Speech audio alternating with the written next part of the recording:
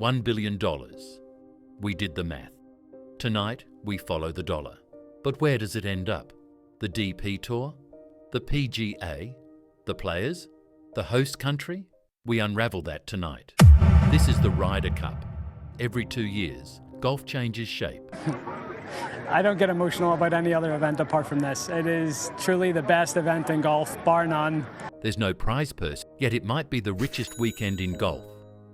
If the players aren't paid to win it, who is? Tonight, we follow a single ticket, from the turnstile to the balance sheet, just the money trail. Let's follow the dollar. This company is being bled like a stuffed pig, Mac, and I got a paper trail to prove it. Check this out. Take a look at this! The Cup is a transatlantic partnership. In the United States, the PGA of America.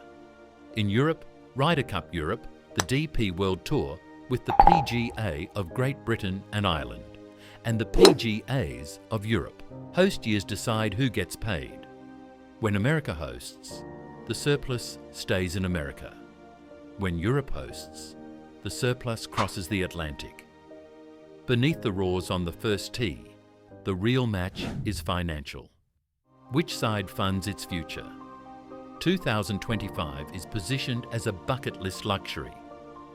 Practice tickets in the mid-hundreds, competition days near 750. 50 to 60,000 fans per day. Result, ticket revenue pushing into 9 figures. Hospitality climbs higher. Premium suites, concierge dining, exclusive clubs. High primary pricing also starves the resale market, capturing value at the source. One venue, 4 days, a stadium on grass and a cash register that doesn't stop. Media rights set the revenue floor. In the US, a long-term national deal guarantees tens of millions every host year. In Europe and beyond, dedicated partners beam the Cup to scores of countries. Here's what most fans don't hear. A slice of US Ryder Cup TV money is paid to the PGA Tour. It doesn't show up as a Sunday purse. It shows up in compensation systems and retirement funds. Sponsorship used to be a host-by-host quilt. Then the model flipped. Worldwide partners stay with the event wherever it lands. Blue-chip brands buy more than logos, category exclusivity, on-site activations, content, and VIP hosting. The portfolio swelled, revenue surged. What looks like branding is actually infrastructure, logistics, data, courtesy cars, clinics, funded by marketing budgets. Merch is a temporary department store, a flagship tent the size of a warehouse, limited drops, daily sellouts. Per capita spend stacks up when the trip is once in a lifetime. By week's end, the receipts read like a top retail footprint, built and torn down in days. So where does the money go? If the Cup is in America, the surplus stabilizes the PGA of America over multiple years, funding operations and support for 41 regional sections.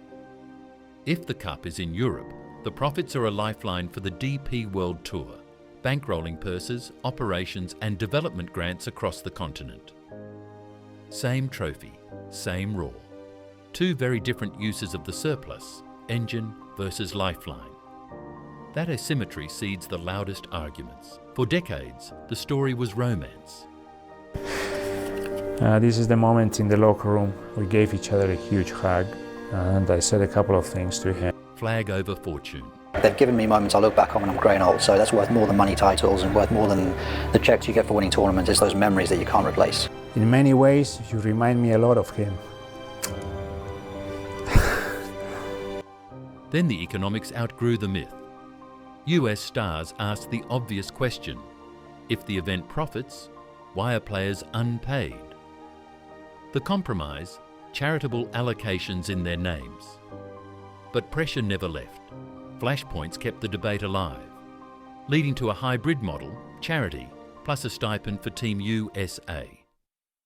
Europe, by philosophy and necessity, still plays for free. To be a teammate of all these guys, the captain, the vice captains, we've had a great time. Gifts, legacy, solidarity. 2 cultures, 2 budgets, 1 friction point that isn't going away. Outside the ropes, the Cup is a tourism juggernaut. Visitor spend, hotel nights, restaurants, transport, retail, economic impact in the hundreds of millions. But prestige isn't free. Public investment, security, transit upgrades, temporary stadiums on fairways. It's a civic bet that 1 week's spotlight will echo for years. Most hosts believe it does. They're not just buying a tournament, they're buying a global ad for their city. Push too far into luxury and you thin the roar that makes the Cup electric. Hold prices low and you leave money on the table that funds the sport itself. The Ryder Cup lives on a tightrope. Protect the atmosphere, scale the business, keep both teams strong enough to field superstars. Get the balance wrong, the magic dulls. Get it right, and 1 week of passion bankrolls years of golf. So yes, the Cup has no purse, but it still prints money and funnels it into the structures that keep golf alive on 2 continents. Now that you've seen the money map, what would you change? Player pay on both sides, lower ticket prices, more transparency? Tell us below, and we'll follow the next dollar together.